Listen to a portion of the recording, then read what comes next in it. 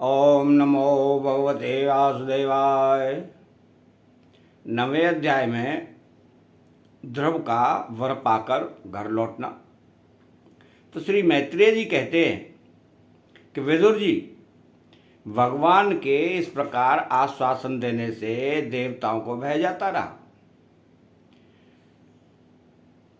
और वे उन्हें प्रणाम करके स्वर्गलोक को चले गए।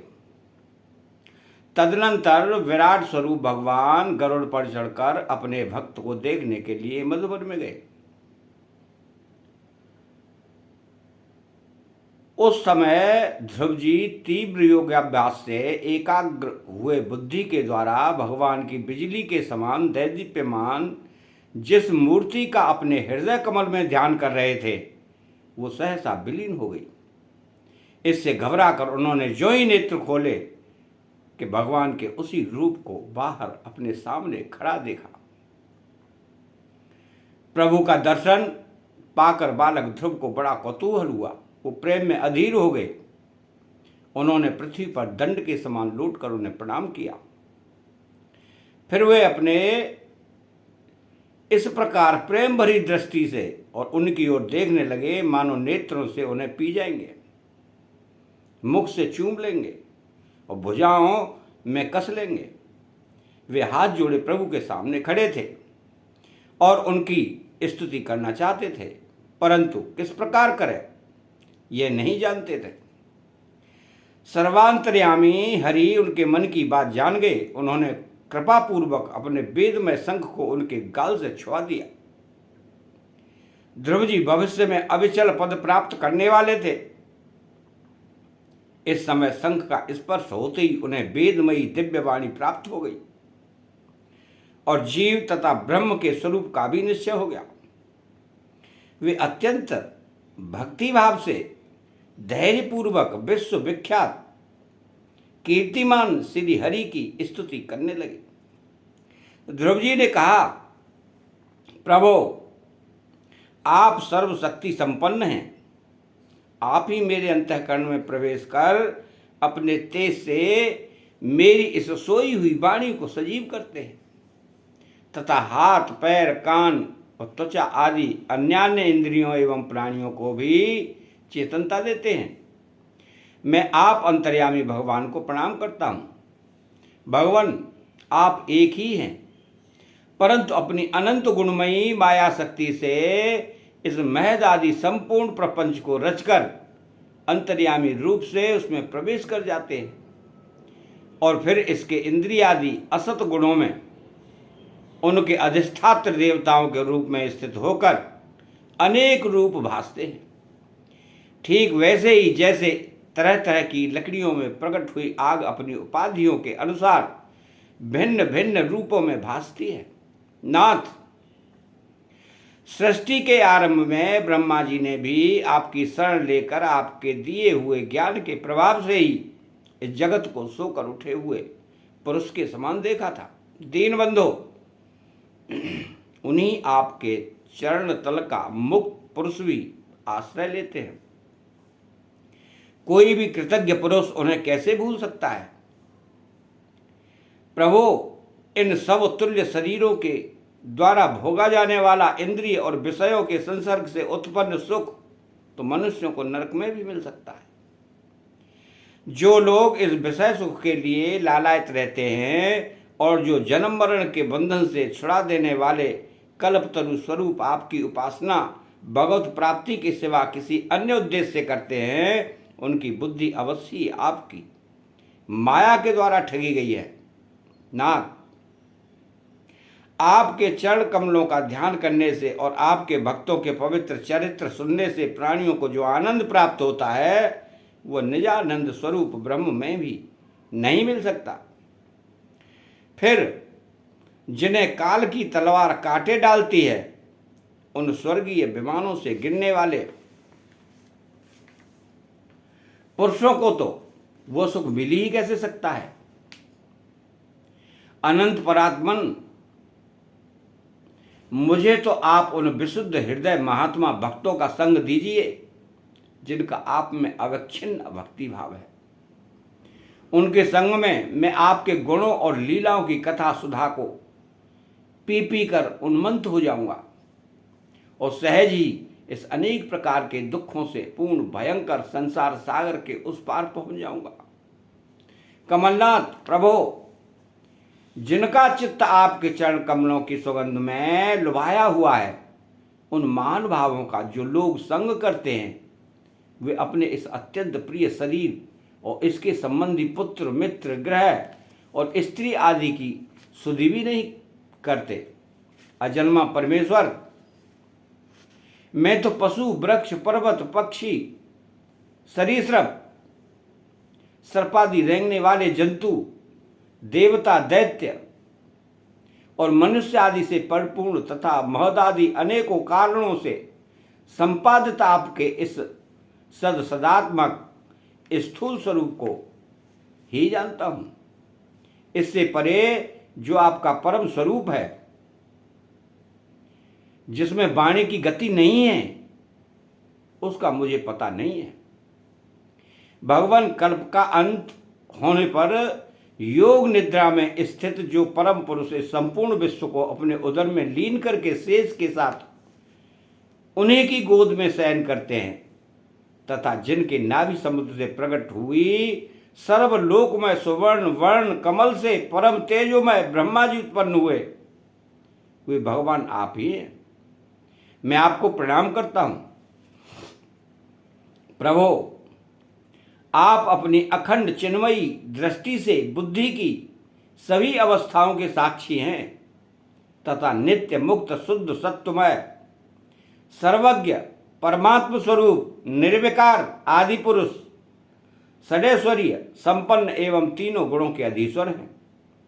आप जीव से सर्वदा भिन्न हैं तथा संसार की स्थिति के लिए यज्ञात अधिष्ठाता विष्णु रूप से विराजमान हैं।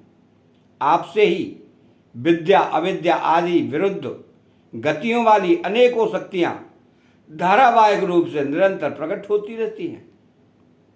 आप जगत के कारण अखंड अनादि अवंत आनंदमय निर्विकार ब्रह्म स्वरूप हैं। मैं आपकी शरण हूं। भगवान परमानंद मूर्ति हैं। जो लोग ऐसा समझकर निष्काम भाव से आपका निरंतर भजन करते हैं, जिनके लिए राज्य आदि भोगों की उपेक्षा आपके चरण कमलों की प्राप्ति ही भजन का सच्चा फल है। स्वामिन, यद्यपि आप ऐसे ही हैं, तो भी गऊ जैसे अपने तुरंत के जन्मे हुए बछड़े को दूध पिलाती और व्याघ्रादि से बचाती रहती है, उसी प्रकार आप भी भक्तों पर कृपा करने के लिए निरंतर विकल रहने के कारण हम जैसे सकाम जीवों की भी कामना पूर्ण करके उनकी संसार भय से रक्षा करते रहते हैं।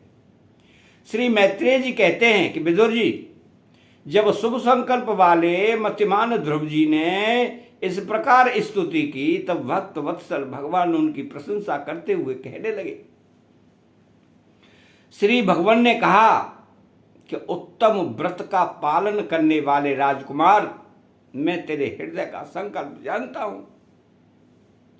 यद्यपि उस पद का प्राप्त होना बहुत कठिन है, तो भी मैं तुझे वह देता हूं। तेरा कल्याण हो।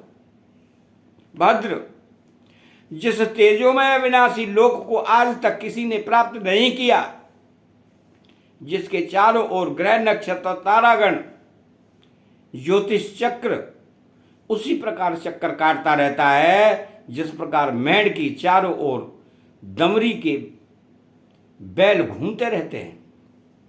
अवान्तर कल्प पर्यंत रहने वाले अन्य लोकों का नाश हो जाने पर भी जो स्थिर रहता है तथा तारागण के सहित धर्म अग्नि कश्यप और शुक्र आदि नक्षत्र एवं सप्त ऋषिगण जिसकी प्रदक्षिणा किया करते हैं, वह ध्रुवलोक मैं तुझे देता हूं। यहां भी जब तेरे पिता तुझे राज सिंहासन देकर वन को चले जाएंगे, तब तू 36,000 वर्ष तक धर्म पूर्वक पृथ्वी का पालन करेगा।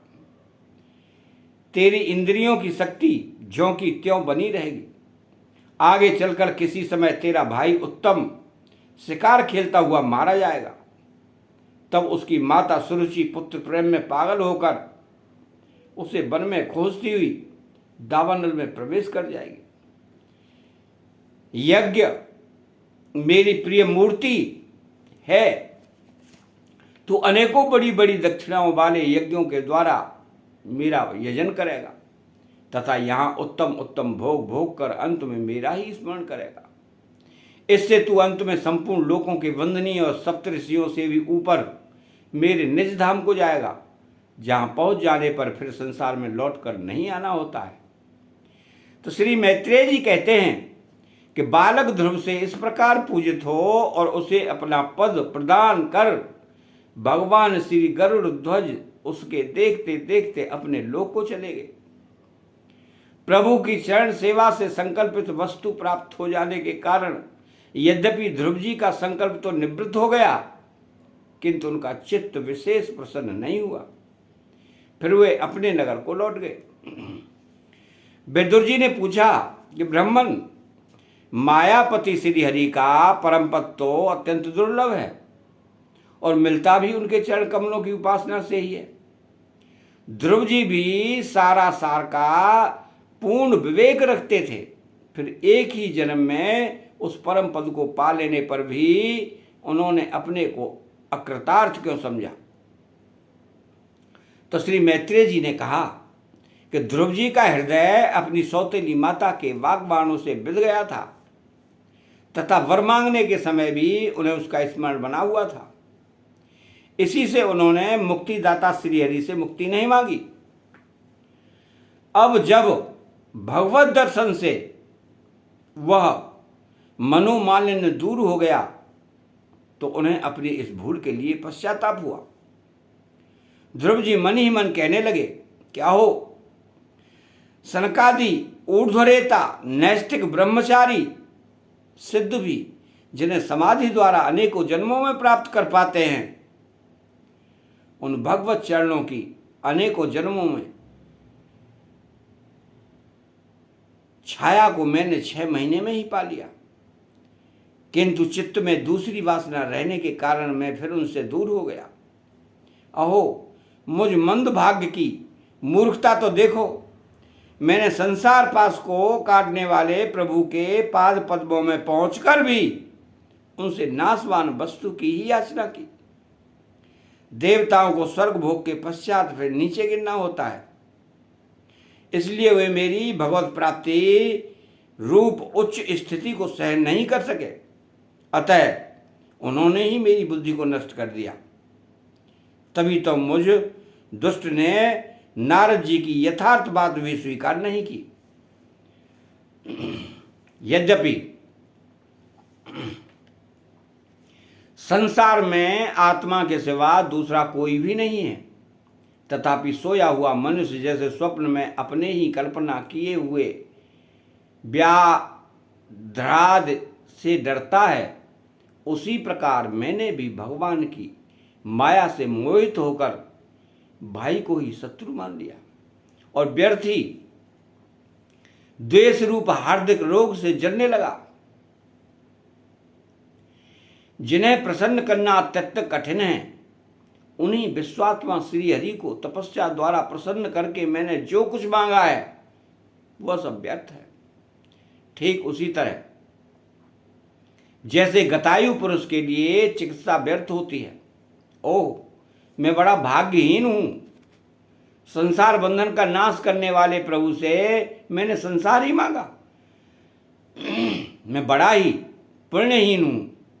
जिस प्रकार कोई कंगला किसी चक्रवर्ती सम्राट को प्रसन्न करके उससे तुष सहित चावलों की कनी मांगे, उसी प्रकार मैंने भी आत्मानंद प्रदान करने वाले श्री हरि से मूर्खता वश व्यर्थ का अभिमान बढ़ाने वाले उच्च पदादि ही मांगे हैं। श्री मैत्रेय जी कहते हैं कि तात, तुम्हारी तरह जो लोग श्री मुकुंद पादारविंद मकरंद के ही मधुकर हैं, जो निरंतर प्रभु की चरण रज का ही सेवन करते हैं और जिनका मन अपने आप आई हुई सभी परिस्थितियों में संतुष्ट रहता है, वे भगवान से उनकी सेवा के सिवा अपने लिए और कोई भी पदार्थ नहीं मांगते।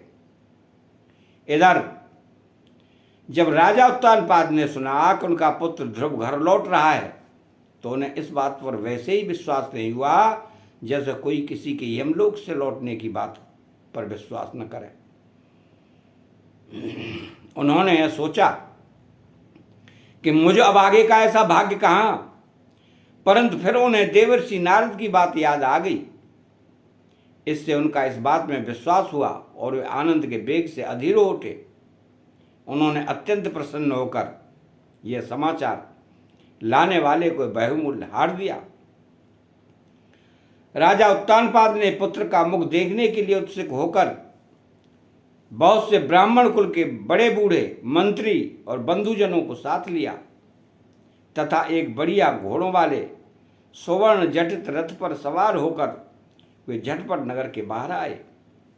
उनके आगे आगे वेदध्वनि होती जाती थी तथा शंख दुंदुभी एवं वंशी आदि अनेकों मांगलिक बाजे बजते जाते थे। उनकी दोनों रानियां सुनीति और सुरुचि भी सुवर्णमय आभूषणों से विभूषित हो राजकुमार उत्तम के साथ पालकी ऊपर चढ़कर चल रही थी। ध्रुव जी उपवन के पास आ पहुंचे। उन्हें देखते ही महाराज उत्तानपाद तुरंत रथ से उतर पड़े। पुत्र को देखने के लिए वह बहुत दिनों से उत्कंठित हो रहे थे। उन्होंने झटपट आगे बढ़कर प्रेमातुर हो लंबी लंबी सांसें लेते हुए ध्रुव को भुजाओं में भर लिया।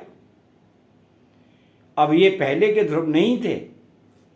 प्रभु के परम पुनीत पाद पद्मों का स्पर्श होने से उनके समस्त पाप बंधन कट गए थे। राजा उत्तानपाद की एक बहुत बड़ी कामना पूर्ण हो गई। उन्होंने बार बार पुत्र का सिर सूंघा और आनंद एवं तथा प्रेम के कारण निकलने वाले ठंडे ठंडे आंसुओं से उन्हें नहला दिया। तदनंतर सज्जनों में अग्रगण्य ध्रुव जी ने पिता के चरणों में प्रणाम किया और उनसे आशीर्वाद पाकर कुशल प्रश्नादि से सम्मानित हो दोनों माताओं को प्रणाम किया।